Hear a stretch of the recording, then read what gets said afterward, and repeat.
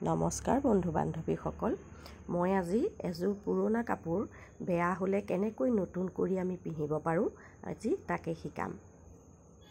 বগা কাপোৰ গুমা হৈ গ'লে এম্ব্ৰইডাৰীবোৰ বৰ ধুনীয়া হৈ থাকে। সেইবাবে মোৰ এযোৰ পুৰণা কাপোৰ আছিল, তাৰ ৰংটো গুমা হৈ গৈছিল। সেইবাবে মই কি কৰিলোঁ, ধুনীয়াকৈ ফুলখিনি কাটি পেলালোঁ আৰু কাটি ধুনীয়াকৈ অকণমান বেকা কৰি ইস্ত্ৰি কৰি ল'লোঁ। লৈ পেলাই এয়া দেখিছে নহয় আপোনালোকে, পিন মাৰিছোঁ আৰু তাৰ কাষে কাষে এতিয়া মেচিনেৰে মই ধুনীয়াকৈ সেইখিনি চিলাই দিছোঁ। ফুলবোৰ ইমান ধুনীয়া হৈ আছে, কিন্তু কাপোৰযোৰৰ ৰংটো গোমা হৈ গ'ল। সেইবাবে মোৰ পেলাই দিবলৈও মন যোৱা নাই।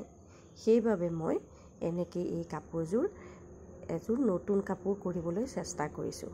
ইয়াত যিটো কাপোৰ মই ব্যৱহাৰ কৰিছোঁ সেইটো মিক্স পাটৰ কাপোৰ, আৰু এযোৰ মিক্স পাটৰ কাপোৰৰ কাষত মই ধুনীয়াকৈ এডাল লেচ লগাই লৈছোঁ আৰু দহিও বটি লৈছোঁ।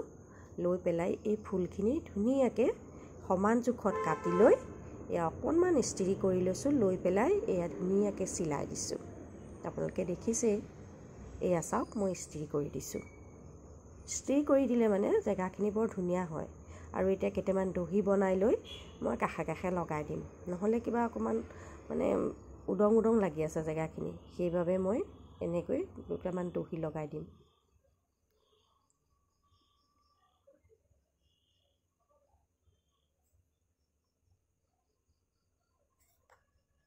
ফুলখিনি মই গুজৰাটী চিলাই দিছিলোঁ, আৰু তাৰ মাজে মাজে অকণমান বেলেগকৈও পুৰণ চিলাই নিচিনাকৈও অকণমান দিছিলোঁ, আৰু কিছুমান মণি চিলাইও কৰি দিছিলোঁ। এইযোৰ কাপোৰ মই বহুত আগতেই কৰিছিলোঁ, কিন্তু কাপোৰযোৰ থৈ দিওঁতেই দুবাৰমান পিন্ধাৰ পিছতেই বগা কাপোৰ যে অকণমান গোমা নিচিনা হৈ গ'ল।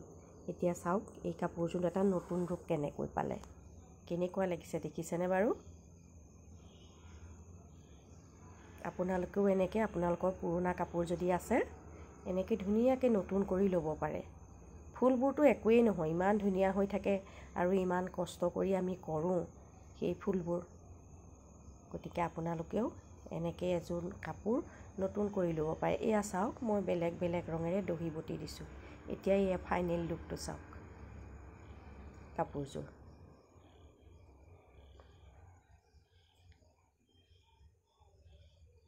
দেখিছেনে কেনেকুৱা লাগিছে জনাব।